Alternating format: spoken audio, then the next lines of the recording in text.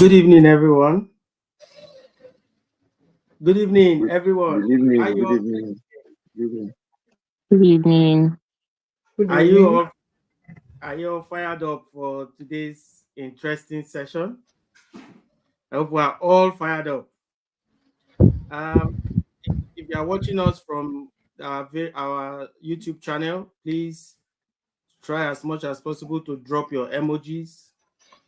If you are watching directly from the YouTube channel, we want to see your emojis. Or drop the fire emoji. You are very, very, very, very, very welcome. Very welcome. I'm Newton Ovie, a co-moderator and a co-founder of the Who is Your Farmer series that started with a bang on the 27th of April this year. We started with the amazing mandate secretary for the FCTA Women's Secretariat. That was, I think, Dr. Adedayo Benjamin's Lani. And we've had amazing back-to-back episodes to date. In today's episode, we'll be having another special guest, a doctor, by the way, and who will be sharing her expertise with us. She'll be introduced properly later on. But for now, permit me to introduce the founder and vice president of Golan Helps Initiatives. Golan Helps is a non-for-profit organization providing free food to vulnerable households in Abuja. She's also the founder and VP for Urban Family Farming Community. She's a retired federal permanent secretary of the Ministry of Budget and National Planning, a former national convener of the reputable United Nations Food Systems Dialogue in Nigeria, and currently an officer of the Order of the Niger, OON. Please let's welcome Mrs. Olushola Idowu as she comes on stage to open up this phenomenal episode 6 with her introductory remarks. You're welcome, ma'am.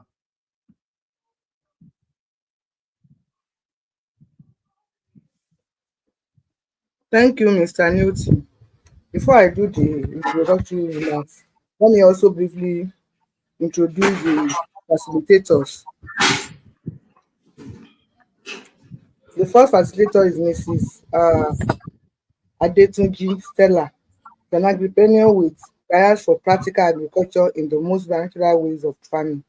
Her passion for growing veggies, herbs, and spices has exposed and is enabling her to show interested participants the art of soil preparation, seed sowing, and transplanting of seedlings into containers, home gardens, and open field urban farm. Our second facilitator is Mr. Newton Ovie. Mr. Ovie is an urban farming expert and the executive secretary of the Network for the Agricultural Technical Education of Nigeria, NATEM, supported by the USAID founded Farmer to Farmer program. Mr. Timothy Amodu, IT officer for the UFL and also doubles as the PA to the chief executive. Mr. Daniel Arileshere is a plant and environmental graduate. He is currently the farm manager of UFF. Thank you.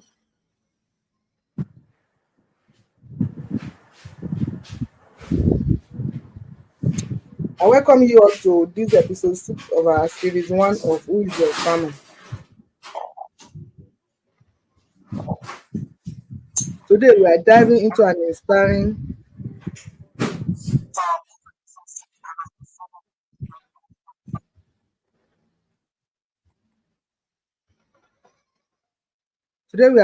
diving into an inspiring story that beautifully bridges the worlds of health and agriculture. As we continue our journey to explore the many faces of farming, we are thrilled to introduce you to a remarkable guest.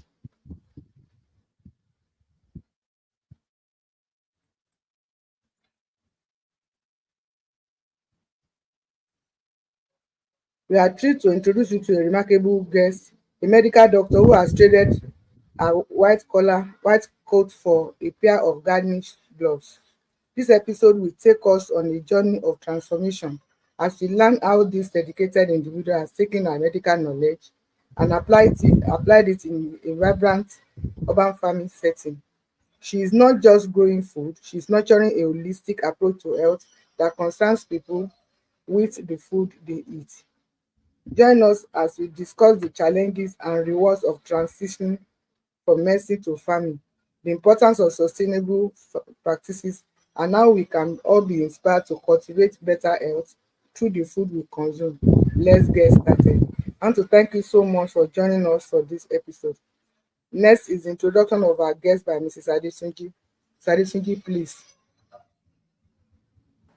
Good evening, everyone. It's a great pleasure to be on our episode 6. Our guest for tonight is Dr. Maimuna Alkali, who is the founder and head gardener of Salmar's Garden. It is a business concerned primarily with reviving the culture of growing food in our homes. At Salmar's Garden, they educate about home gardening and also carry out food garden installations. Dr. Maimuna is a primary care physician who decided to change paths and delve into the world of gardening and its immense benefits. She has over 14 years of gardening experience and truly loves it. She loves to teach about gardening and its impact in our lives and believes that through it, the world can be a happier, safer, and more tolerant space. It's my great pleasure to welcome our speaker this evening. Thank you. Dr. Maimuna, please a quick greet from you. Hello, everyone. Good evening. Thank you very much for having me on here. And I look forward to having a very fruitful discussion with you all. Thank you. Thank you. We'll now go ahead to play the video that was sent to us by Ms. Dr. Maimuna on our gardening experience. Please kindly watch.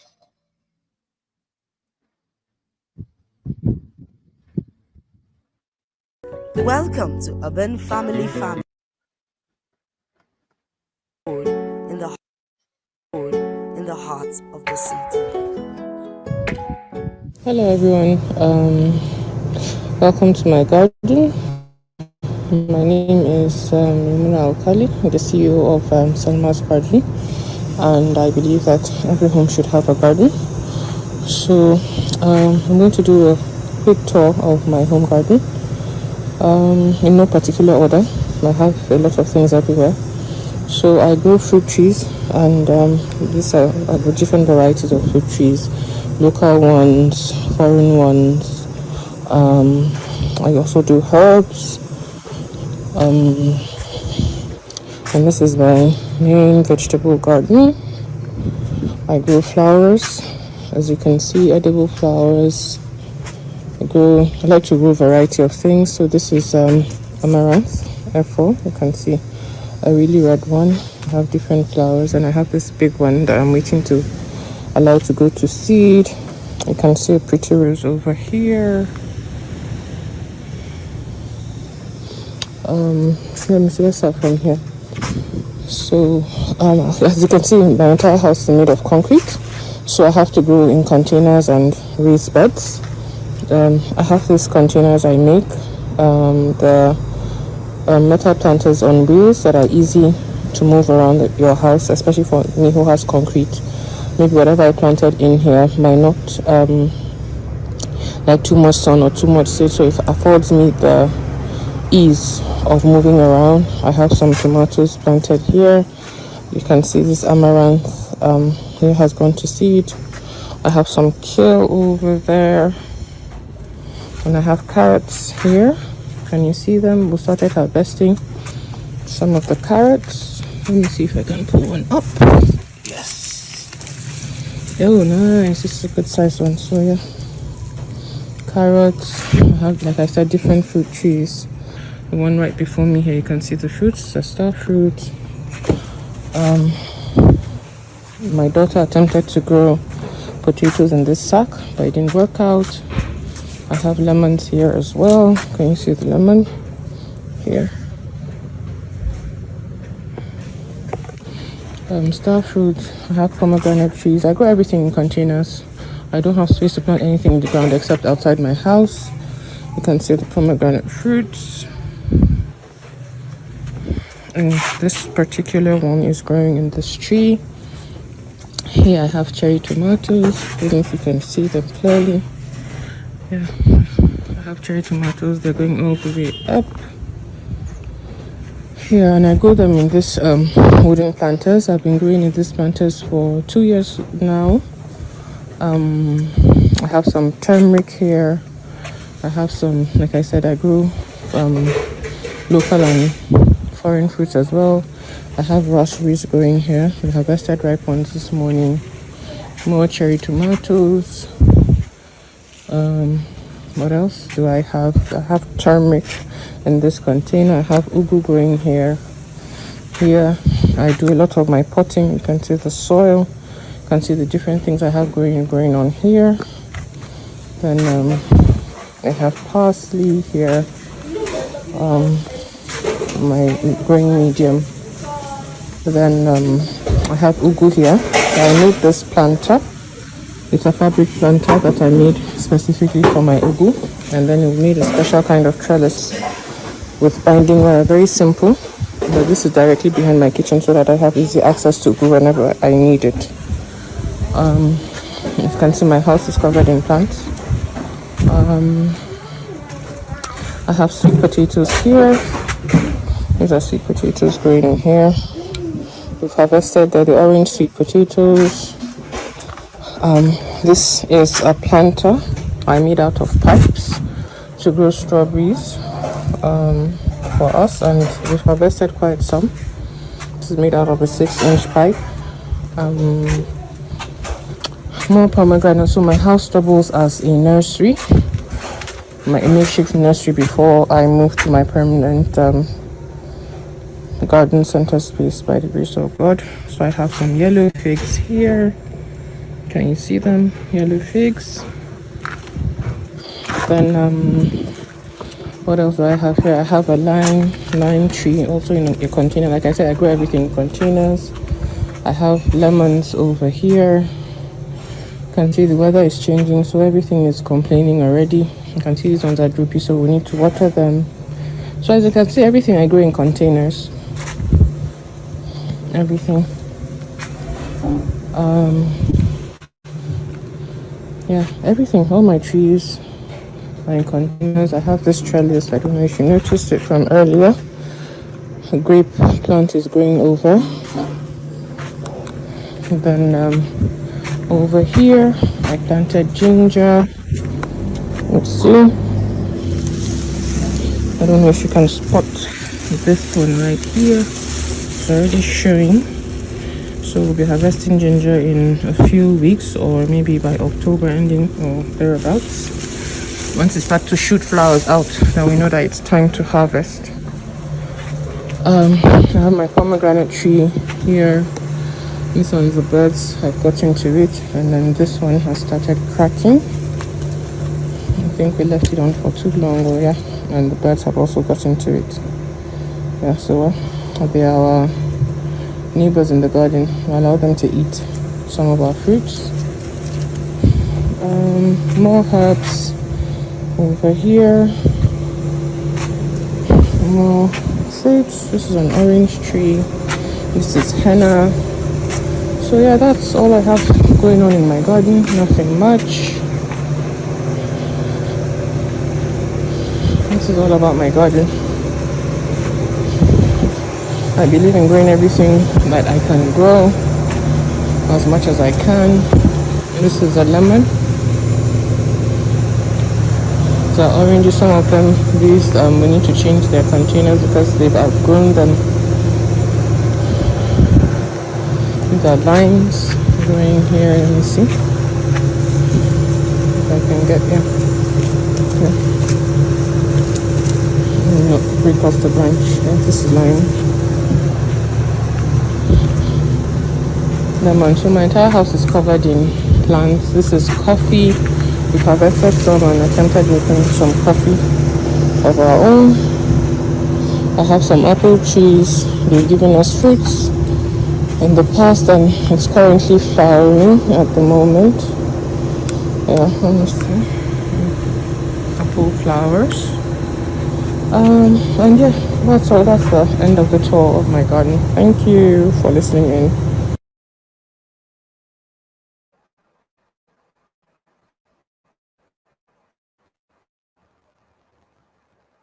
Thank you so very much, Dr. Maimuna Alkali, for showing us your You're garden. welcome.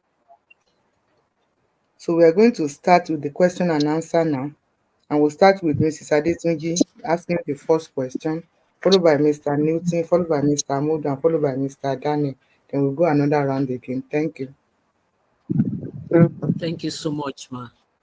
Doctor, Thank that was you. a very beautiful tour of your garden. Okay, Thank our you. first question is what inspired your transition from being a primary care physician to becoming the founder of Salmar's Garden? Thank you. Thank you. So, I started gardening 14 years ago, accidentally.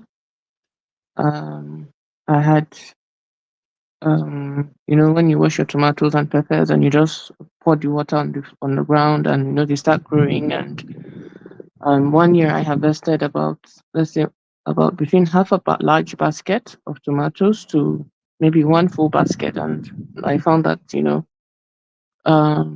this was something that it was very interesting to me that I could get, like, it was like almost free food to me. I'm like, wow, I was amazed. And then from there my interest peaked.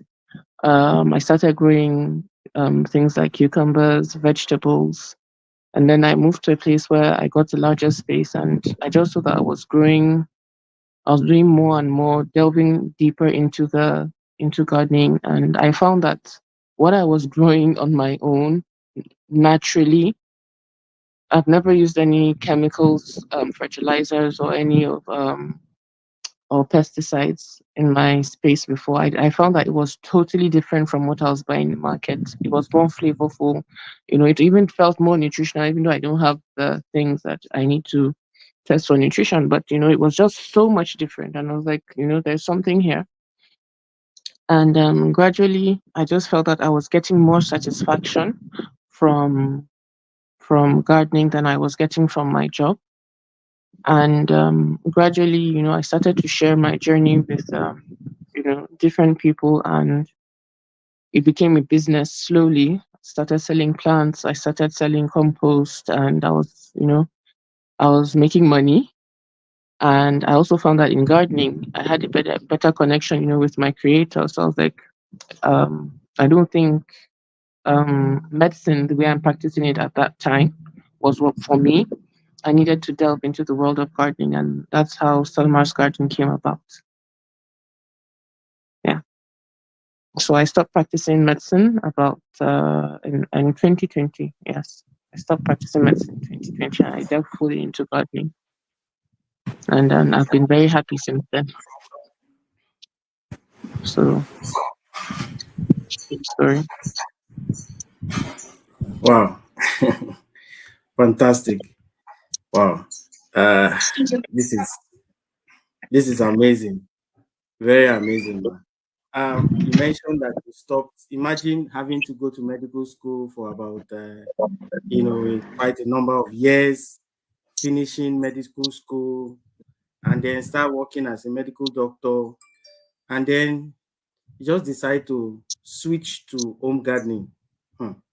It's it's very amazing, man. So, but what do you find most fulfilling about this your work as a home gardener compared to your previous role as a medical doctor? So I'm able to work on my own terms. Hmm. I'm able to work on my own time. Those are very, very valuable to me. I have more time with my family. I'm always available whenever they need me, and that's very important to me. And like I said, there's more money, there's more, and then the spiritual connection for me is also very important. That's something I found in gardening as well. So these are some of the things that I have found really fulfilling and have benefited me more than my previous job did. And also the fact that we're eating healthier, we're eating healthier food. I have access to so much more than I did when I wasn't gardening actively. I'm able to do so. Like you saw in the video in my garden, I'm able to grow a wide variety of plants. I'm able to tend to them to myself. If probably I was, still doing that other job, I probably won't have the time to be able to study, about these things, to experiment and then even grow them. So I grow like a wide variety. I have access to what so many people don't have in my garden. So yes, that's what I find fulfilling about my present job as a gardener. Thank you so much, Doctor. Thank you so much for Thank you. coming around. The next question, Ma, is can you explain the core mission of Salmar's Garden and how it aims to revive the culture of growing food at home?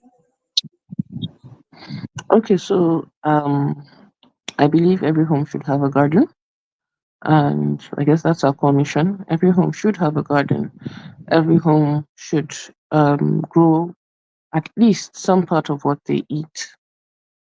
Um, and how we achieve that is by educating I do that a lot on my social media page. I do a lot of education, about how to, set up gardens, what to plant when, and I'm always very, very open to answering questions.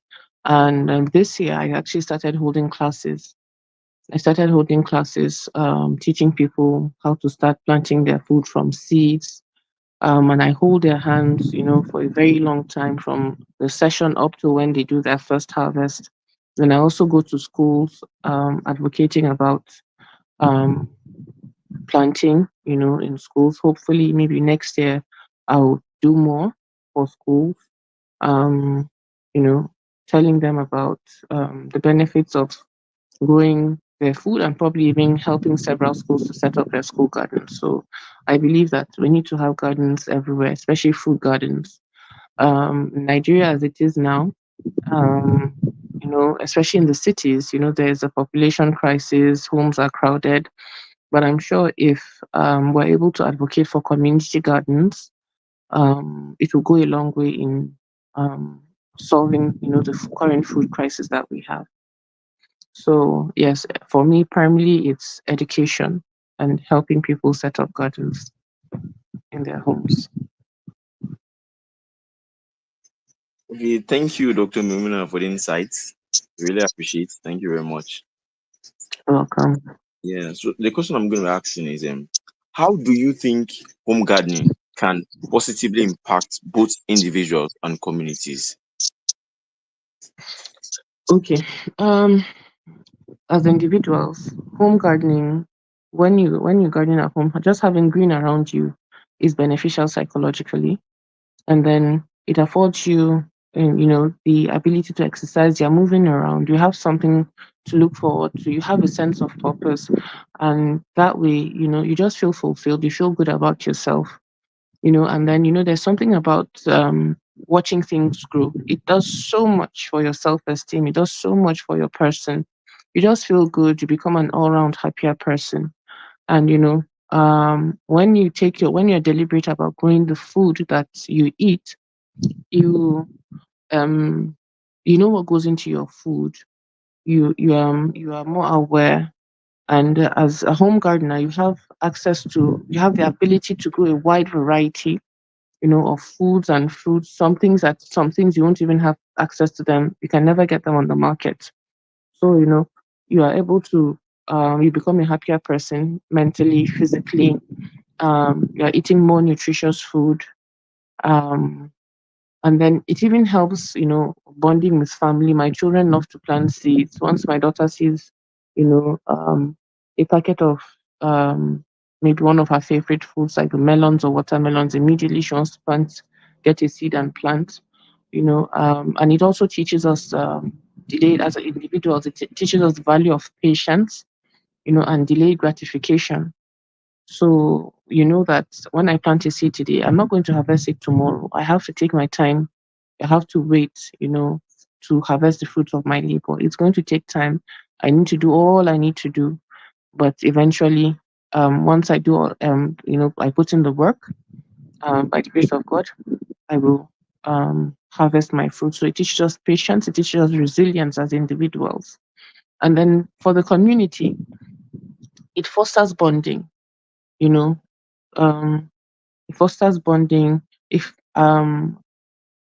like sometimes, or even yes, like yesterday, I saw like a medicinal plant, and I know that my neighbor would benefit from it.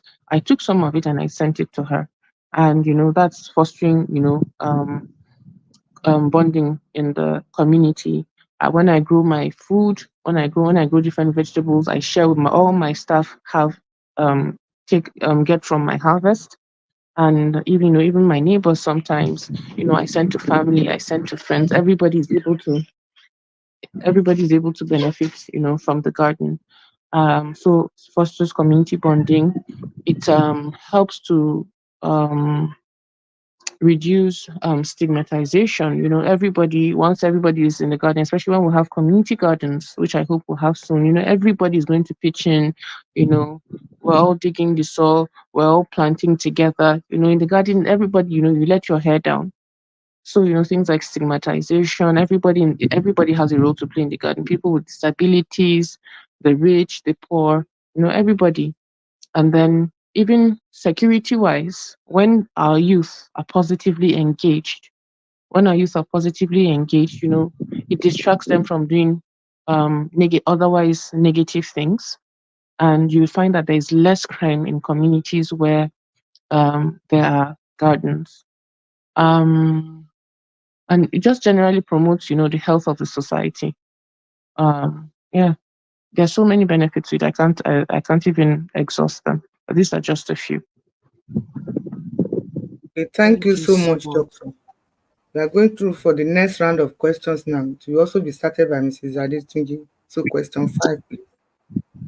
Okay, thank you so much, Doctor. Um, Seeing the impact, the benefits, what challenges do you encounter when educating people about home gardening, and how do you overcome them? Okay, so I would say the most difficult challenge I've come across, sorry, is um access to knowledge, local knowledge of planting in our environment. When I started this gardening journey, I'm a big believer um of learning about what I'm going to. As one of my mentors would say, you must be knowledgeable enough to drive the process. You can't do anything when you don't have knowledge. Unfortunately, we don't have so much information about growing food in our climate. So we're reading, we'll have to go and adapt what people have done in temperate regions and find ways to adapt it to our environment. So it's quite a challenge. Trial and error. You try till you succeed. And then, okay, yes, another thing is access to seeds. Um, we have seeds, available in the market, but not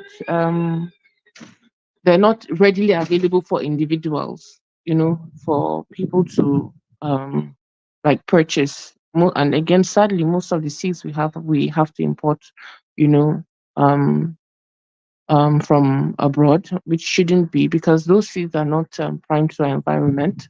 They're primed to that climate. And you find that when we plant them, a lot of times they're struggling. So, for the lack of information, I'm working on, documenting my findings, and hopefully very soon, I probably would put out a book, documenting, talking about planting in, this environment to help reduce that problem of lack of information. Then for the seeds, this I would implore large scale farmers and those who can, to help provide the seeds from the things we plant locally. Then another challenge is that we don't like to read. Truly, we don't like to read. We like to be spoon fed. So rather than people go do their research about things they're growing, they're dependent on you to feed them information. And then another thing is, like I say, a lot of us are not patient.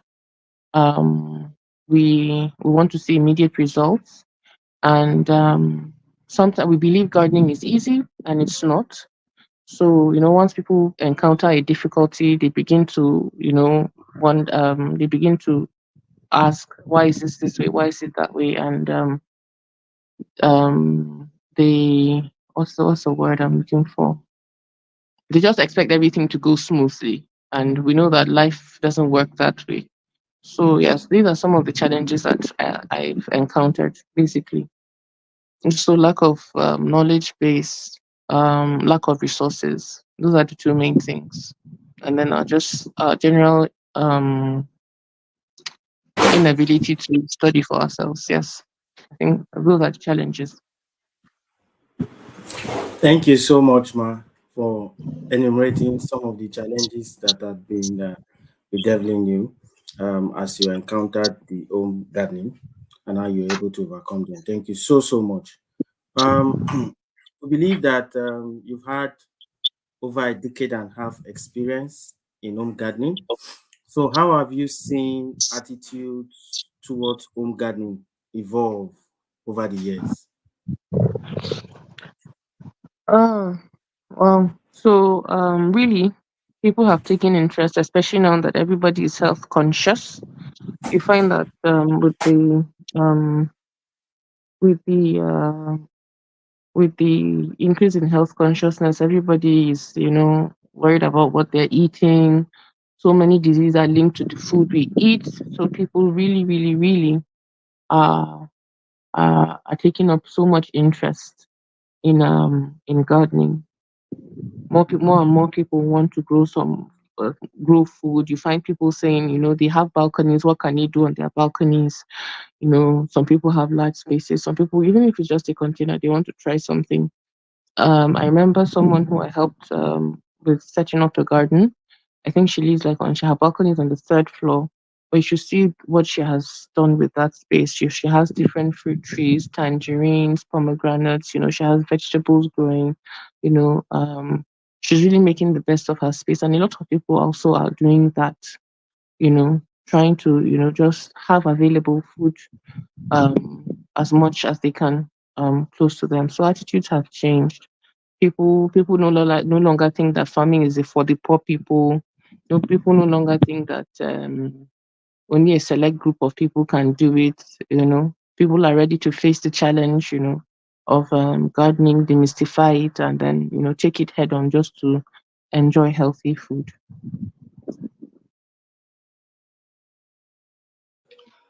Thank you so much, Thank Ma. you. Yeah. Thank you. My next question goes like this. Okay. How do you gardening can contribute to a happier seller and healthier consumption? Sorry, please can you come again? A happier? You get that, ma? No, I didn't get that. Okay, Yeah, you're let me come breaking. again, ma. Yes, please. All right, ma. How do you believe home gardening can contribute to a happier and healthier safer, consumption? Happier and safer consumption. Happier, safer, and happier consumption and healthier consumption. and healthier Healthier consumption. consumption. Okay. Um, like I said, one of the things that motivated me to go into gardening was because, well, I was able to control what I put in my food. I I don't I don't use chemicals. I use all natural materials. In fact, I've gotten to a point where I hardly ever use any pesticides. I just let the plants take care of themselves. If they're going to die, it's not a problem. I can take them out. And most times, you see that plants actually just they just actually um, suffer for a bit, and then they come back healthy and stronger. developing better immunity to, that disease that was worrying them. But even if I have to use pesticides, I use natural ones, ones that have been deemed safe. And generally, I've come to understand that plant health is based on my soil. So if my soil is healthy, then my plants will be strong enough to fight off whatever disease. So that way, I focus on feeding my soil, taking care of my soil, and not the plants. And that way, my plant is able to is healthy, and is able to give me good, healthy food. Um, I'm sure you all know that this common chemical that is used to kill weeds, Roundup, is responsible for so many cancers all over the world. A lot of people have been paid compensation for that. I saw that recently in the paper. So when you have this kind of information, you're going to be careful about what you put in the process of growing your food. You know, then because of the knowledge I have, and I also encourage other people to study when they're using animal manures. I educate them on how to use those manures before applying it to their soil, so that they don't contact some funny disease from it. So when you're properly informed and you're doing things the right way, food is going to be safer, it's going to be healthier, and then okay, and then naturally anything that is grown in a natural way is definitely going to taste much better, because research has shown that using our regular chemical pesticides has adverse effects on the food. So we're going to grow pretty food that is almost that lacks nutrition, almost has almost no nutrition whatsoever in it. And then we find that because of the quick rate at which the plants absorb, these minerals, you find that foods, yes, they look pretty, but spoilage is much quicker.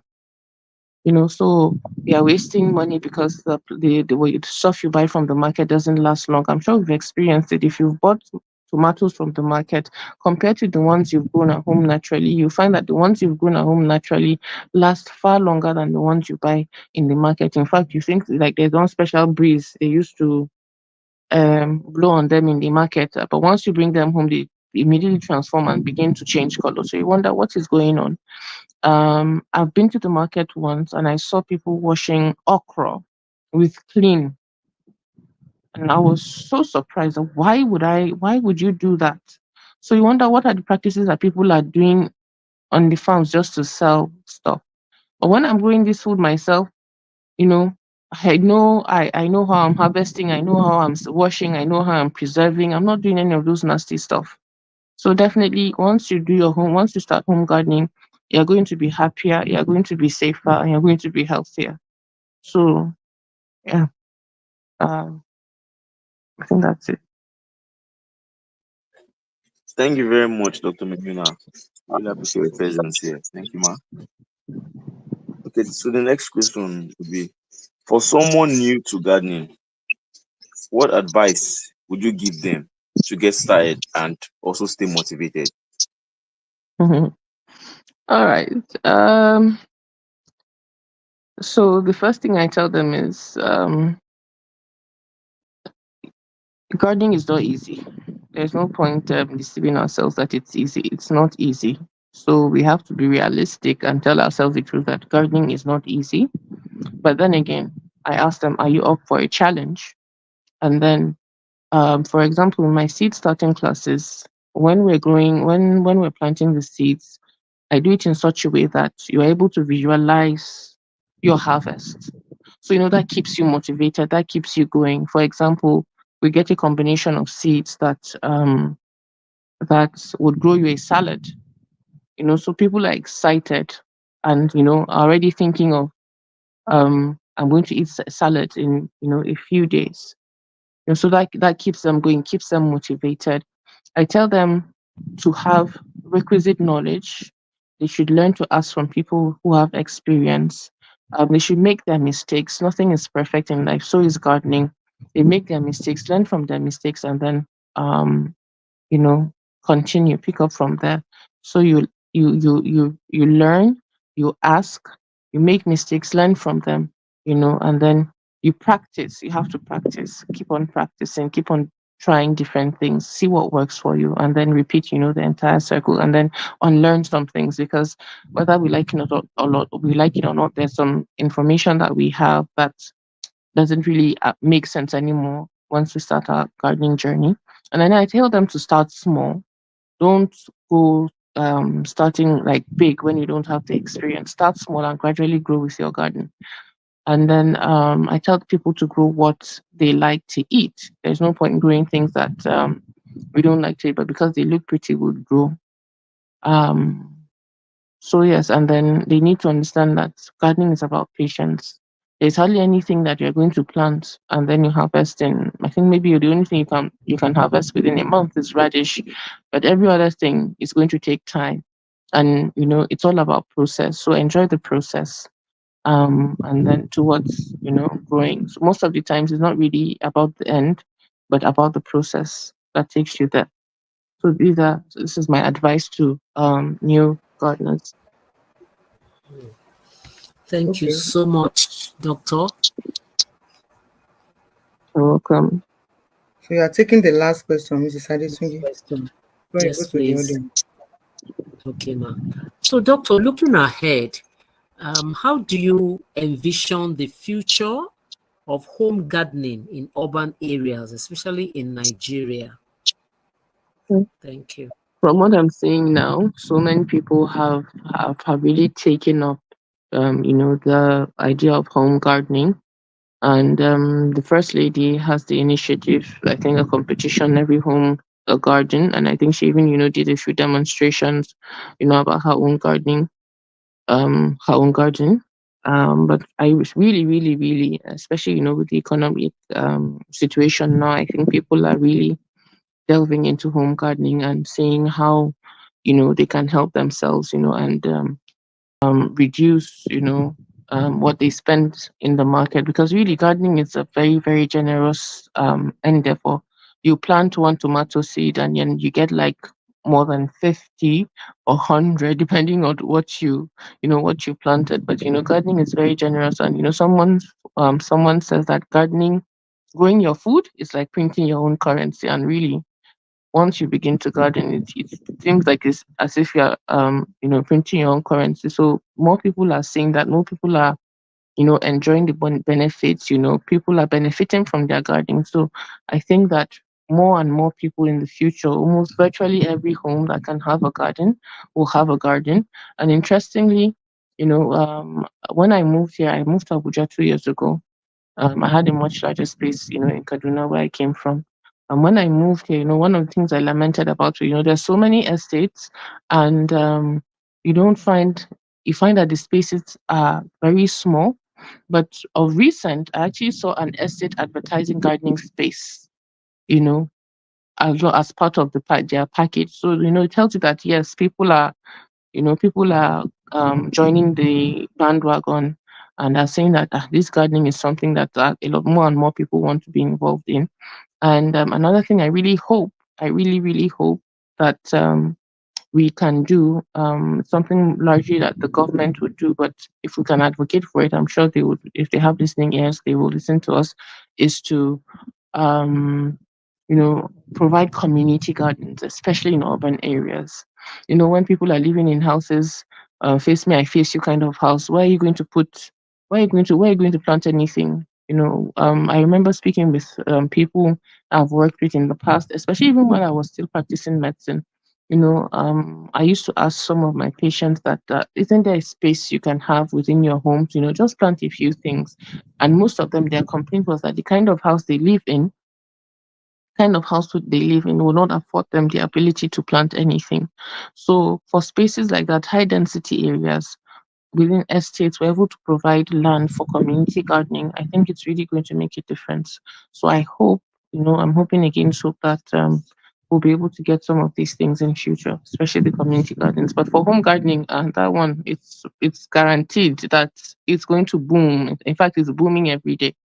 Like I said, I think we had a fair that concluded a few days ago, and I can tell you that for most of us who were selling I think most patronage came to those who were selling food items like fruit trees and herbs, and vegetables. Most of the patronage came to for us that were selling those items. So yes, I see a really, really, really bright future for home gardening in Nigeria in the future.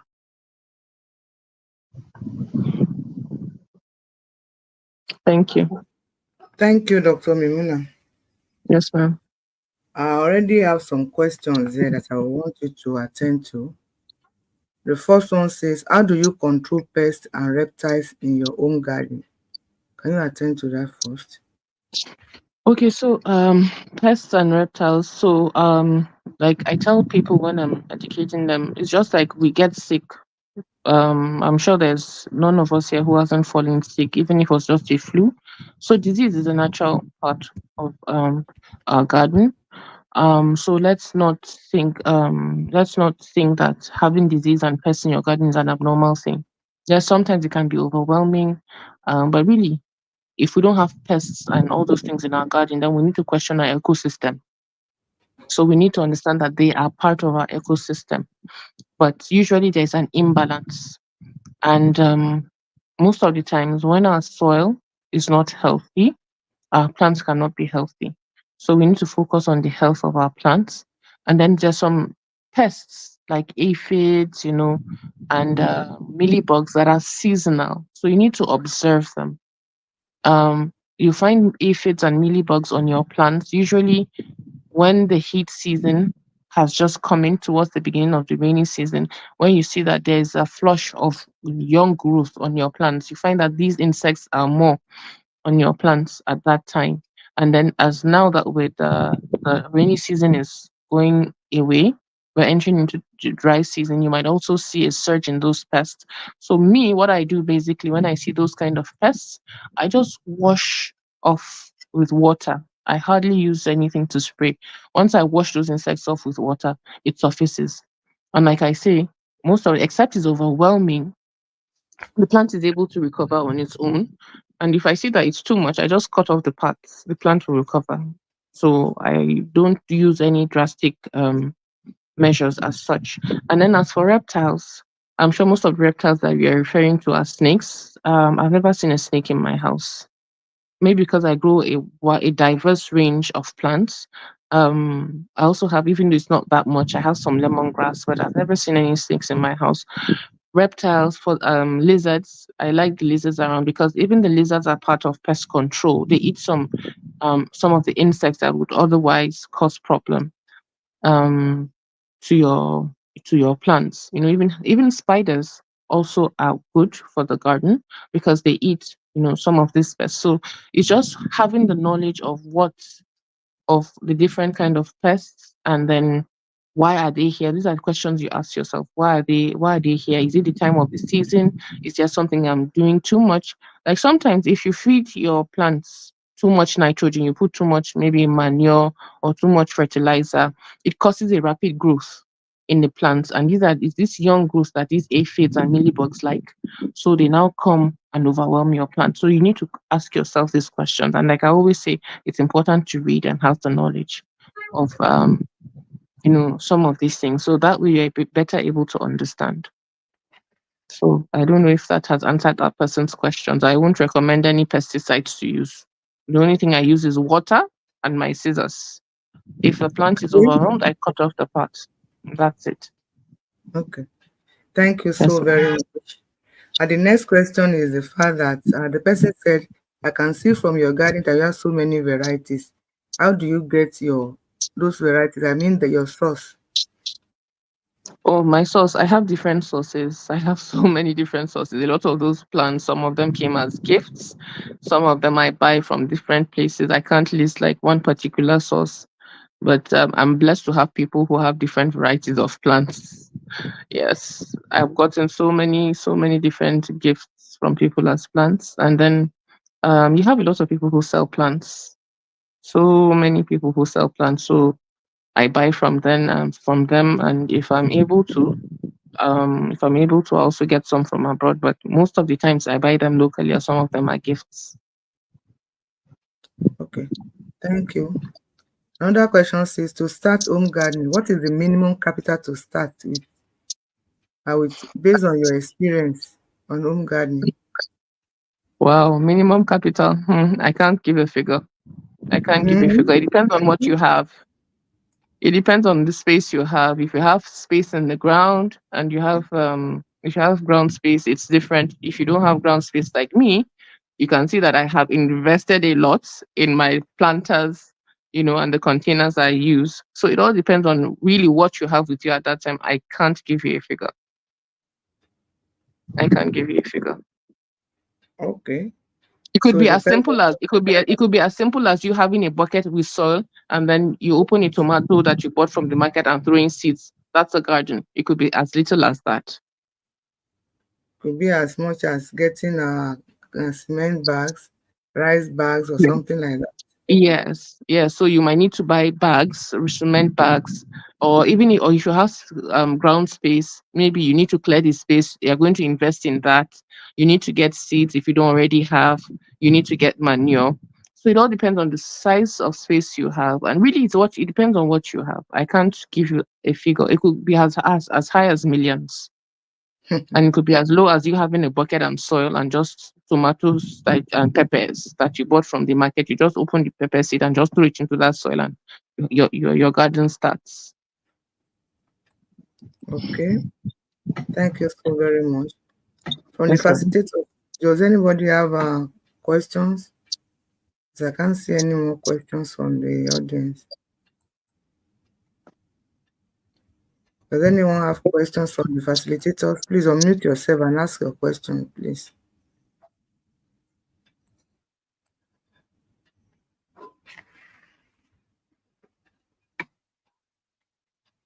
Does anyone have more questions, please? Okay, I have a question. Okay. Doctor, the when we spoke with you the last time, you talked about coming back from an exhibition. Yes. How have you had cause to plan? I mean, to have one, or you collaborate with others to have an exhibition for edible plants? Okay, so far I haven't planned any myself. I haven't planned any myself. Anytime people I see adverts for people having garden fairs, I just register to be part of it. But I've never done one myself. So I just registered to be part of their fairs. I've not. I know that in the past, some people used to hold fairs for like organic produce. I've never participated in that before, but one for strictly edible plants, I've not seen that yet. And in I would I don't know if um it would be a good idea to have one because virtually everybody's going to be selling the same thing. So I don't know. I don't think I don't know. I don't know. It's not something I've given much thought to. Okay. Thank Maybe you. We have a we Okay, can look question. Ma, into it. Ma, Pardon? you first of all, thank you so much for this amazing experience with you. Thank you so much where you shared all your experiences. And it baffles me how you say you use only water and it works for you. It's amazing. I like when you talked about when you deal with the soil health, you are able to. The soil health is directly linked to the plant health, which is very very commendable and true. Thank you so much. I wanted to. I'm someone who's very interested in the value chain, and I see In that you are pardon? In what? in the value chain, and I Okay. see that you are practicing production at the moment. But again, you mentioned that during the food fair, you sold off some of your edible vegetables. So I'm wondering, did you do some packaging, branding, and then you put it out for sale, or you were just in the raw form? Okay, so I hardly ever sell my produce. Like I say, I encourage home gardening. So most of what I sell are plants for you to go and plant in your garden. I Okay. don't do, I don't do, I hardly ever sell produce. Yes, once in a while, I sell things like sweet corn. I sell things like colored carrots. I think those are the main things I sell. But I don't sell my own produce because I want to encourage people to grow their own. So I only sell things that I know that are not readily available. Like I said, things like colored carrots, you don't find those like the purple, yellow, white carrots. I grow those seasonally, but I hardly sell produce. So at these garden fairs, they're actually garden fairs, and what I do is I sell plants. I sell things like fruit trees. I so that I encourage people. I show people my fruit tree, my own fruit trees, just like I showed you the tour of my garden. I have a lot of trees in pots. I have trees that have been in pots for almost 10 years, some for about 10 years, and they're fruiting and giving me fruit. So I try to tell people that if I'm able to do it, you can do it. You can have your own fruit trees. You can have your own fruits right in your home without going to the market, to buy them. I grow things like herbs, fresh rosemary, fresh thyme, fresh parsley. These are things that you can hardly find. But when you grow them in your garden, you have access to them, and there's nothing you can't compare the fresh and the dried herbs. They're not the same thing. So these are the kind of things I do to encourage people to have home gardens. I sell the ready-made plants for them to grow on. The fair we had in was it April or May? I can't recall when. I sold even things like lettuces, cabbages, tomatoes. People went ahead and planted them on in their gardens and were able to harvest, these vegetables on their own. So these are the kind of things I do to encourage people to have home gardens. So in short, you have lots of nursery, have you? Yes, yes, I do. Okay, you have nursery. Okay. There's a question coming in. It said, what's your take on hydroponic soilless farming? um, for people who have small spaces, and some people who don't like to play with dirt, and well, we're going into technology and all of that now, Abby. Mm-hmm. I think it's a new innovation. Personally, I'm not interested in it, but I won't discourage anybody from doing it. For people who have small spaces and want to grow things like lettuces, and other stuff, they can go ahead. But for me, I'm a very traditional person. I believe in the soil, God given earth and its properties. So it's not something I would do personally, but well, hydroponics is there and it has come to stay. So if the person is interested, then please, by all means, let them go ahead, let them get educated, and then try to do it themselves. But personally, for me, it's not something I see myself getting doing in anytime soon. Okay. Thank you so very much. Well, I can't see any question here now. Somebody said, God bless you, doctor. You have done excellently well for answering all my Thank you questions. very God much. bless you, ma. Thank you too. You're Thank you welcome. so very much. Thank you so very much. We're still on that one. Well, I think she has answered. Now, what's your take on hydroponic soilless farming? She said she's not discouraging anybody, but it's not something that she's interested or she's doing currently. Abi, that was what you answered. Yes, that's my response. Yes. Yes. So she has been able to answer that question, please. She has nothing against it, but she's not something that she wants to indulge in for now. Thank you so very, very much. Let's start to wind down now. Since there are no more questions to be asked, I'll just give my closing remarks and then we close for the day. No problem. What an incredible conversation we've had today with Dr. Mimuna, our amazing guest who has seamlessly transitioned from being a medical doctor to an urban farmer. It's fascinating to see how our experiences in the medical field have shaped our understanding of nutrition, health, and the critical role farming plays in our overall well-being. As we wrap up today's episode, I encourage you to think about the ways we can all connect more deeply with our food sources, whether it's growing your own herbs on a windowsill, supporting local farmers, or simply being more mindful of what you eat. Every little step counts. Thank you for joining us for episode 6 of Who is Your Farmer? Stay tuned as we transition into our next series of Who is Your Farmer, where we'll continue to explore more inspiring stories from the world of agriculture. Kindly share this freely, subscribe, and give a thumbs up on our Urban Farming YouTube channel. Until next time, let's keep cultivating knowledge and connection through the food we share. Have a wonderful day.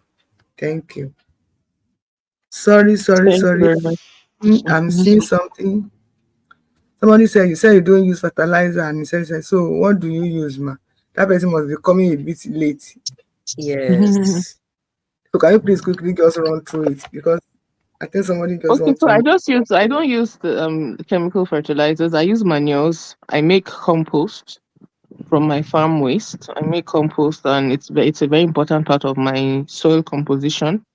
Then I use manures, mostly rabbit manure, because I don't have to break it down before I use it. It's readily available. Once I put it in my soil, and it doesn't affect my plants negatively. It doesn't burn them, unlike chicken or cow dung. So I use mostly rabbit manure. So I use manures mostly.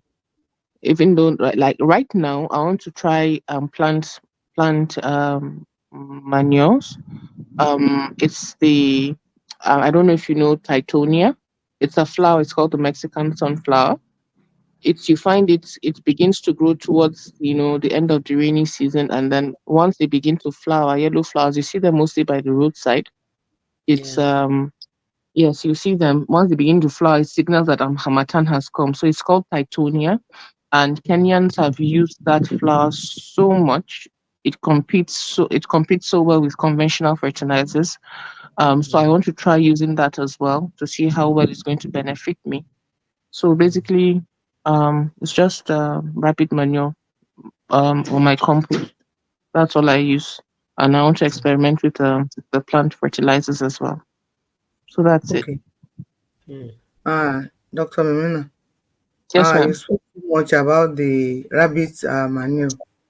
Where do you get that? Because I know it's only cow dung and then the chicken, whatever that is common. So how do you get the Okay. rabbit? Okay. I forgot to mention that I also use a mix. So I also get things like blood meal, fish meal, bone meal, and I incorporate into my soil.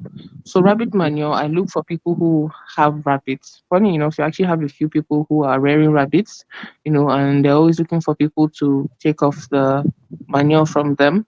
I'm not a big fan of foliar fertilizer. I think I'm quite lazy, so I don't really use their urine much. It's mostly the manure I incorporate it in my soil and for all my plants. So I just look for people who have rabbit manure. Most times I get it from Kaduna. I know a few people who grow rabbits in Kaduna. Then I think in Abuja here, there's somebody I know who does rabbit Rabbit who has manure? rabbits. Yes, rabbit manure. I think it's called Gratitude Organic Fertilizer.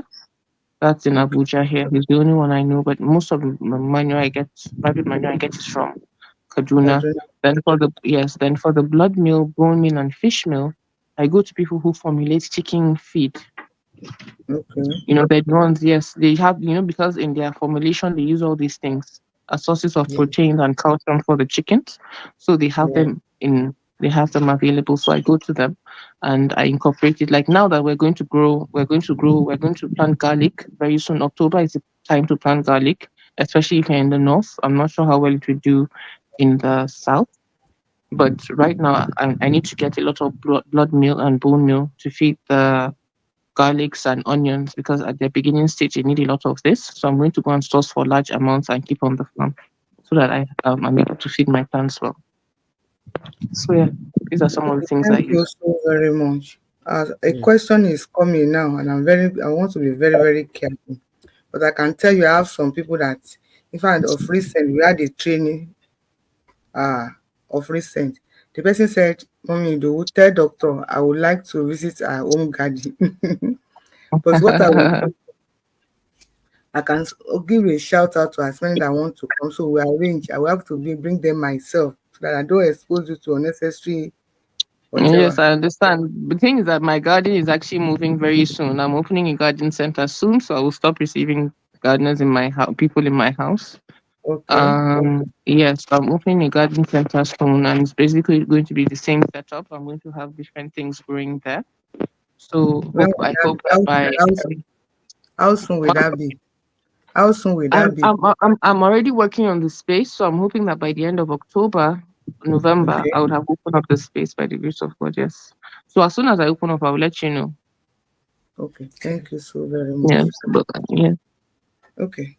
So have a wonderful day, everyone. Thank you for joining us for this episode 6. Like I said, this is the end of a series. We are starting a new series very, very soon. We are having some other guests during that series. So thank you and God bless. Thank you very much. Thank you for having me. I'm really grateful. Thank you, Thank Doctor. you. Thank Yes, you. ma'am. Can I take my leave? Yes. All Yes, right. please. Thank you very much. All right. Have a good night. You If there are any too. questions, I will get back to you. If there are more No questions, problem. I'll get back to you. Yeah. Okay, ma'am. Thank you.